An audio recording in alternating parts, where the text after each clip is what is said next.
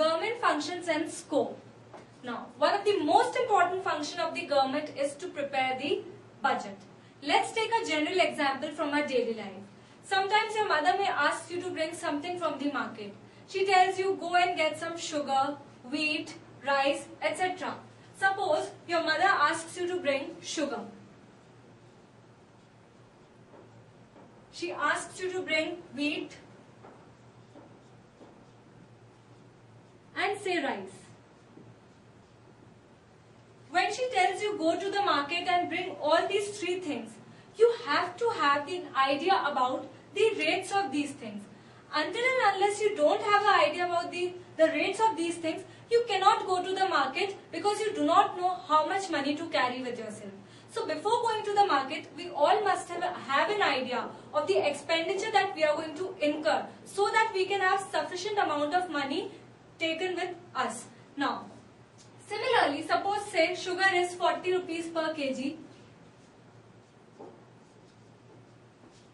wheat is rupees 100 per kg, and say rice is rupees 70 per kg.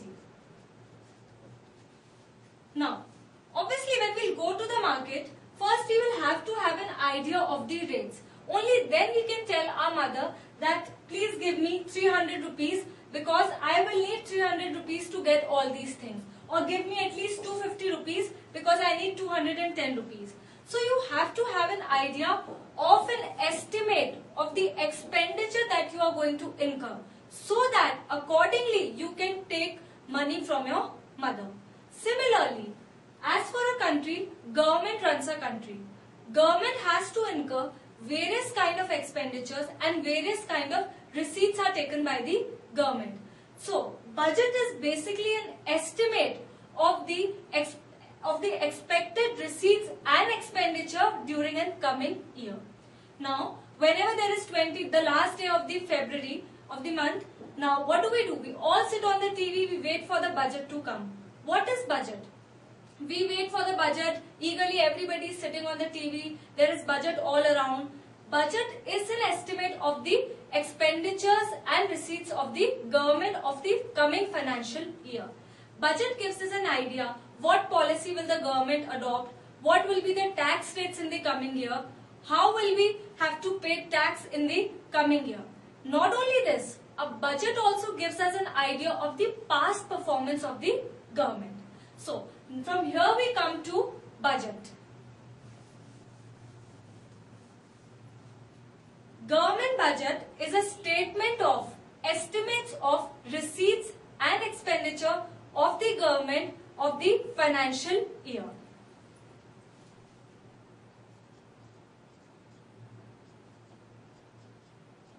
Government budget.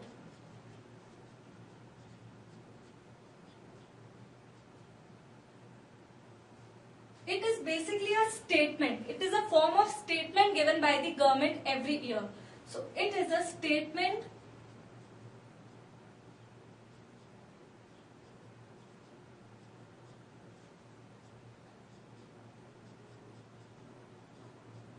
of estimates. Now, estimates means something that is done before. Now, budget is always prepared before starting of the year. It is not prepared at the end of the year. Budget is something that we have to prepare before going to the market or before the starting of the financial year. So, budget gives us an estimate. It is not the actual figures that are given in a budget. It is the estimate of receipts and expenditure. Estimates of receipts and expenditures of the government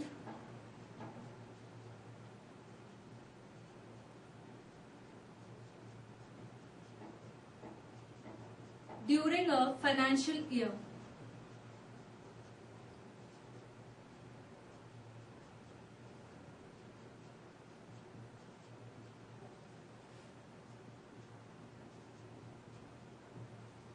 budget is prepared for a financial year that is from 1st April to 31st March. That period is a financial year. Now, this is basically a budget. Everybody has some objectives while preparing a budget. If you're going to the market, your objective will be to minimize the expenditure and to get the maximum in good quality. Similarly, government also has some objectives in mind while preparing a budget. It has to run the country, it has to ensure social welfare in the country, it has to ensure equality in the country. Keeping all these things in mind, government prepares a budget. So there are certain objectives of the government while preparing a budget. So let's now discuss about these objectives.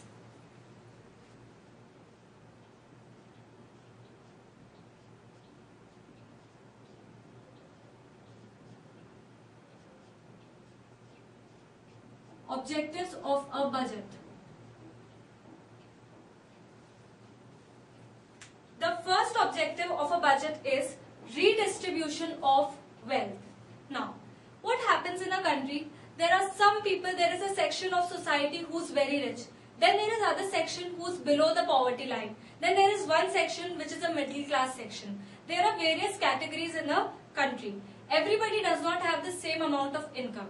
Now, when the government prepares the budget, one of the targets of the government is that the money, the wealth is distributed equally amongst all the people. There is no discrimination in the country. Reason being, some people are getting rich and some are getting poor day by day. So what does the government has? One objective is that to redistribute the wealth. How does it do it? We all know we all have to pay tax. When we pay tax, that goes to the government. That tax is used by the government for development of the country, for development of the education, health, hospitals for the poorer sections. This way, in a certain way, the wealth gets redistributed. The wealth which is earned by the rich is taken by the government and distributed to the poor in the indirect way. So this is the first and the foremost objective of a budget, redistribution of wealth.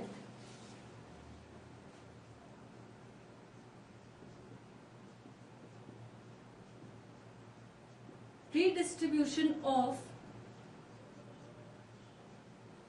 income and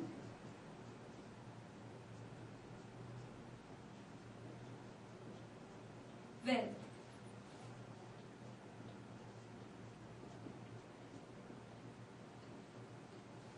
This is the first objective. Now, the second objective is reallocation of resources. Now, what happens is, there is a private sector, then there is a public sector. Public sector is run by the government and the private sector is run by private firms, individuals. It is a private sector. Now, reallocation of resources.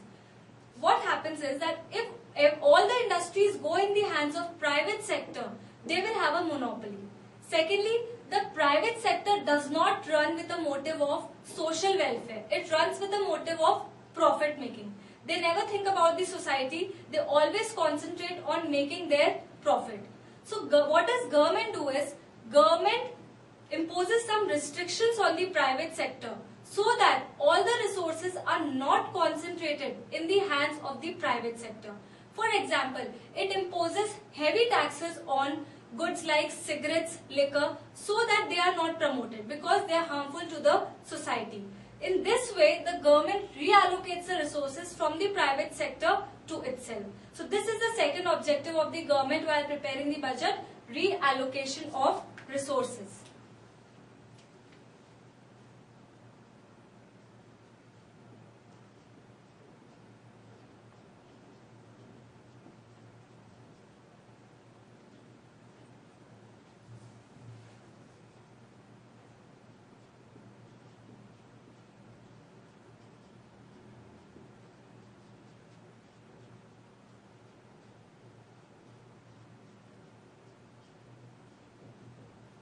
We can just write two examples.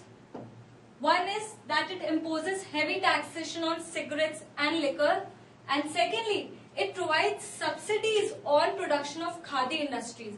Because khadi is promoted by the government, it is for the social welfare. So it gives subsidies to promote khadi industries. So let's write down the examples. First is, It imposes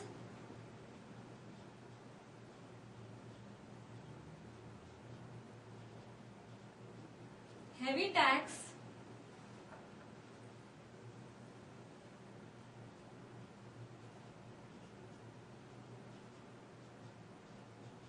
on liquor and cigarettes.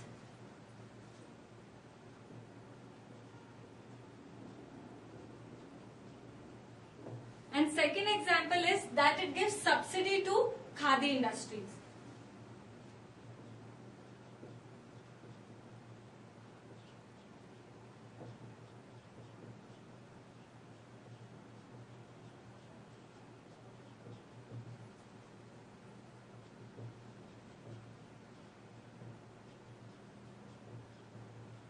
It gives subsidies to khadi industries because it wants to promote these industries, and it imposes heavy taxation on liquor and cigarettes. So these are the first two objectives. The next is economic stability.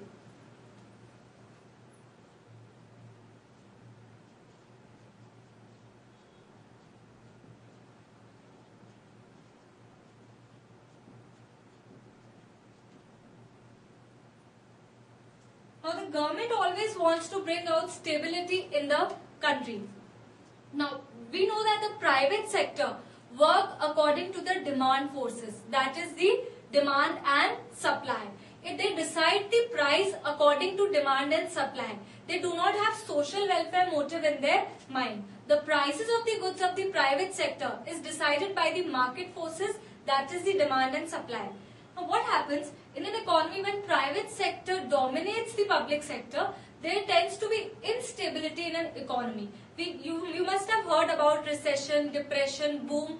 These are trade cycles, and they bring about instability in a country. A country has to be stable.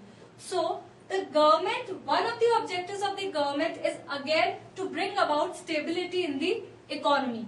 That is why what it does, it enters into industries and decides the price according to the social welfare motive and tries to bring stability in the country from the trade cycles. So this is the third objective, to protect a country from trade cycles.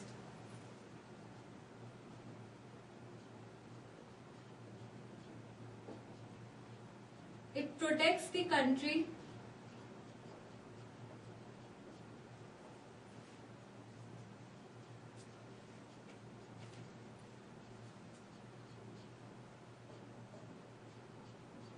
from trade cycles. Trade cycles are boom, depression, recession, these things. They are not good for a country. Now the next objective of the government is managing public enterprises.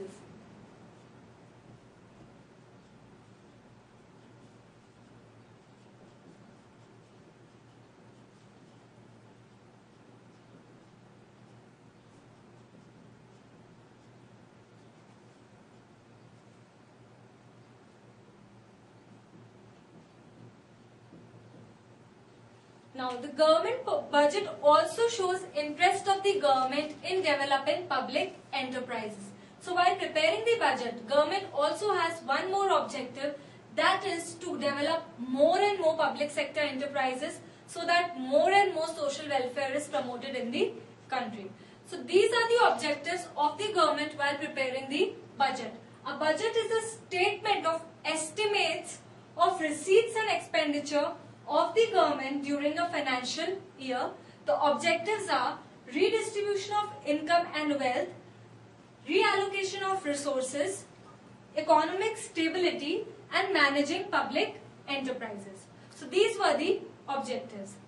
Now we come to the components and structure of the budget.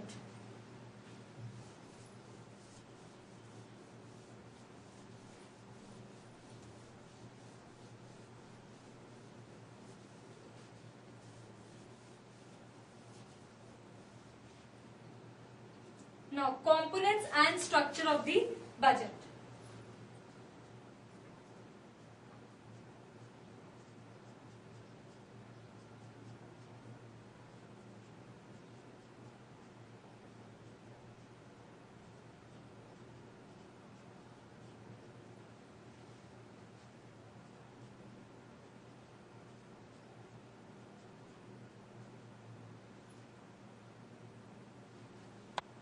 components and structure of budget. There are two components, revenue budget and capital budget.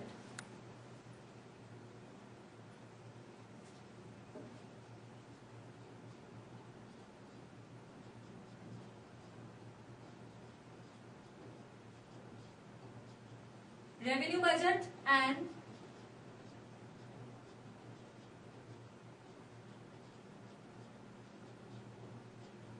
capital budget. The budget is classified into two forms, revenue and capital.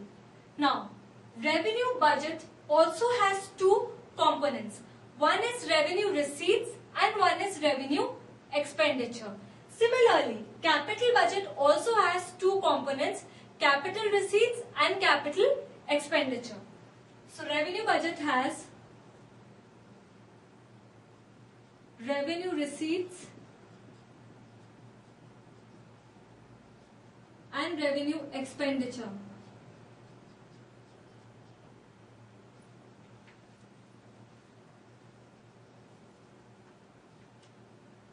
And capital budget also has two components, capital receipts and capital expenditure.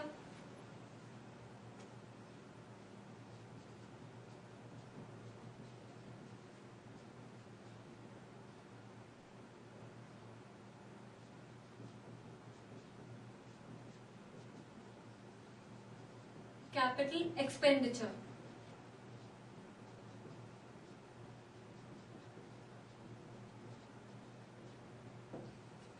Now, revenue receipts and revenue expenditure. Revenue receipts can be tax receipts and non-tax receipts.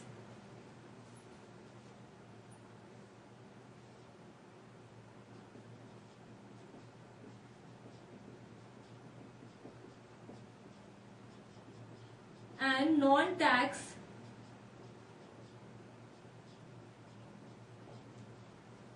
receipts. Let's first one by one discuss all of them, then we'll come to them gradually. First, let's start with revenue budget. Revenue budget has two components. First is revenue receipts and second is revenue expenditure. First, let's discuss about revenue receipts.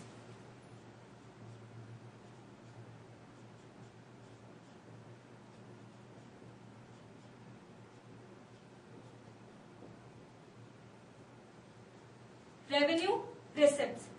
Revenue receipts are those receipts which do not create any corresponding liability for the government and they do not even cause any reduction in assets. In accounts, we all know there is something called as revenue and something called as capital. Revenue is something which is of recurring nature and capital is something which is incurred once in a long time. Now, revenue receipts are those receipts, basically they do not affect the asset and liability status of the government. So the first one is, these receipts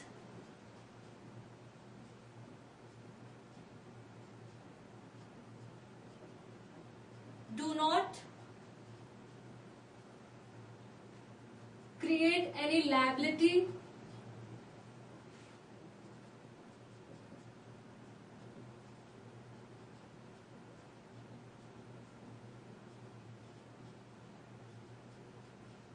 for the government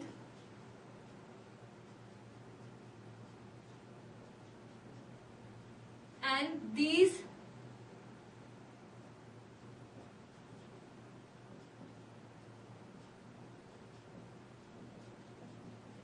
receipts do not cause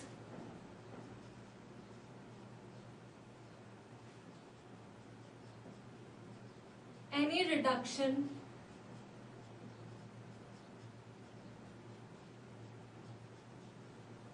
in the assets. This is revenue receipts.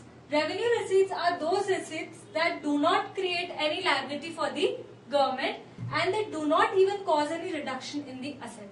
From this we come to capital receipts and we will understand how they are linked. The only difference is that the words do not get removed from the definition of capital receipts. That means capital receipts are those receipts which create a liability for the government, and capital receipts are those receipts which cause a reduction in the assets. So it's just the opposite of revenue receipts. This is how we can learn it, so that they are related to each other. Then we can learn this, and this is just the opposite of this. So first let's discuss about capital receipts.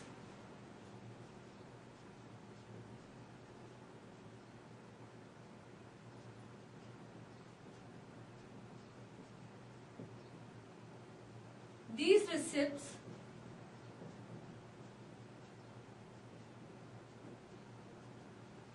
do not is removed and they create. So these receipts create a liability for the government,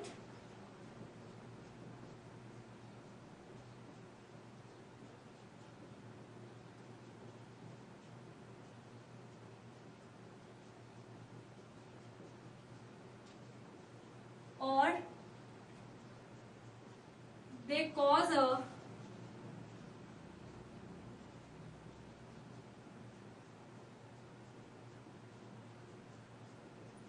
reduction in assets. Now, suppose that let us take two examples. Suppose government takes tax from us. Government takes tax. Does it create a liability for the government? No, it simply asks the general public to pay tax. We all have to pay tax. We cannot question the government later on, what have you done with the tax, where was it used? We don't have any right to ask the government. So what happens is that revenues, for example, tax is a revenue receipt. Because the government takes it, it neither has created any liability for the government, nor has it reduced any assets of the government. Now let's take another example. Suppose government takes a loan. Government takes a loan from the public or loan from other governments. What will happen? It will receive money, so it is obviously a receipt. But simultaneously, it will create a liability because government will have to repay the loan. So that kind of a receipt is a capital receipt. Now, second example can be, suppose government sells anything, sells a public sector enterprise. A public sector enterprise is an asset for the government. If it sells it, it will get money. So it is a receipt, but it will cause a reduction in assets. So that is the capital receipt. So a revenue receipt is a receipt which do not create any liability or does not cause a reduction in the assets. Capital receipts are just the opposite. That is, they create a liability or they cause a reduction in the assets. So these are revenue receipts and capital receipts. Now we come to revenue expenditure and capital expenditure.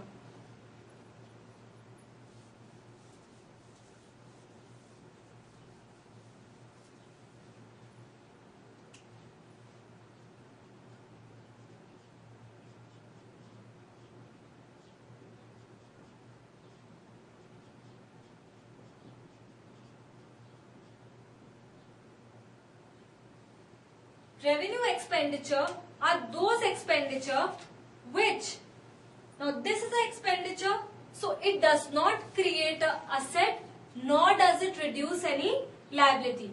So revenue expenditure, these are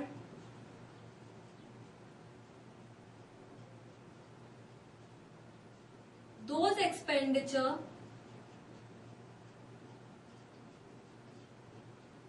which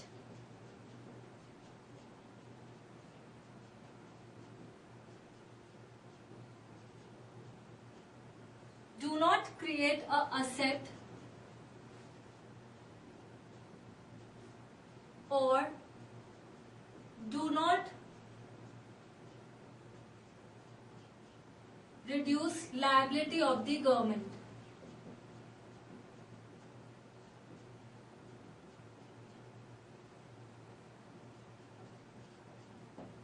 This is revenue expenditure. These are those which do not create an asset and do not reduce the liability of the government. These are revenue expenditure. Now again, capital expenditure is just the opposite. That means only the words do not get removed from the definition of revenue expenditure. So now we come to capital expenditure.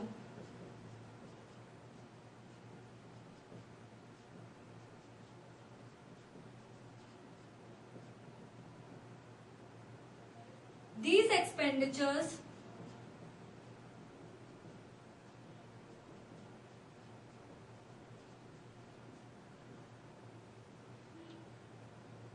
create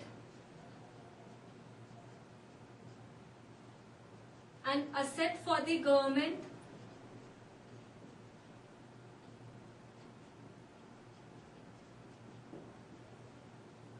or reduce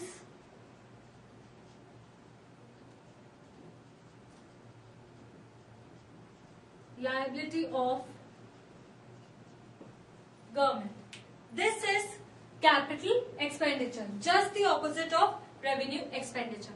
Now let's take an example. Suppose government gives us scholarships, government gives us pensions. These are all revenue expenditure because it has not created any asset for the government. Now we can generally get confused that why if we give scholarship to somebody we are creating an asset for the country. But no, that is not an asset. Asset is something which is shown in the balance sheet. So that will not create an asset. Capital expenditure, create an asset. Suppose the government buys a school. What will happen? Government will pay, that is the expenditure. And school will be an asset for the government. So that kind of expenditure is a capital expenditure. So these are the four definitions: revenue receipts, revenue expenditure, capital receipts and capital expenditure. Now, revenue receipts have been further classified as tax receipts and non-tax receipts. First, let's talk about tax receipts. Tax. What is tax? We all have to pay tax to the government. Tax is something which is not optional. If we earn an income, we have to pay tax to the government. Tax is a compulsory payment to the government made by the households, firms and other sectors. So this is what tax is. There is no option. It is compulsory. It is levied on each and every person, whether it's an individual, household, firm, companies, etc. So this is what tax is. So first let's talk about tax receipts.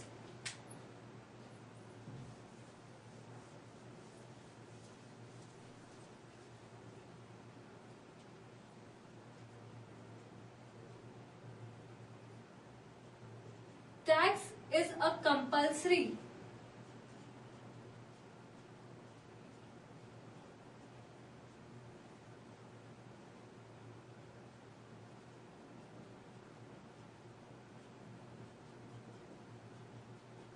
payment made to the government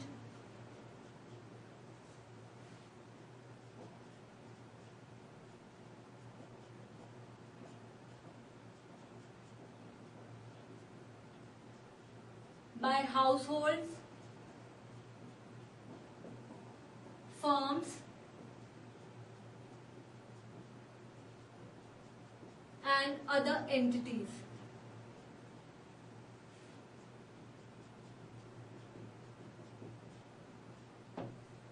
It is compulsorily has to be paid. Now, there are various kinds of tax. Some are progressive tax. They have been classified into different forms. There are progressive tax, regressive tax, ad valorem taxes, specific taxes, direct taxes and indirect taxes. So tax receipts can be progressive and regressive. This is one classification of tax. Progressive and regressive. Then we have two more classifications, direct and indirect.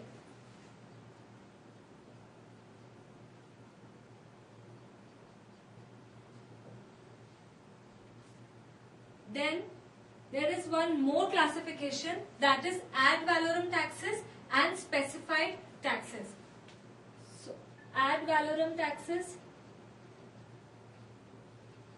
and specified taxes.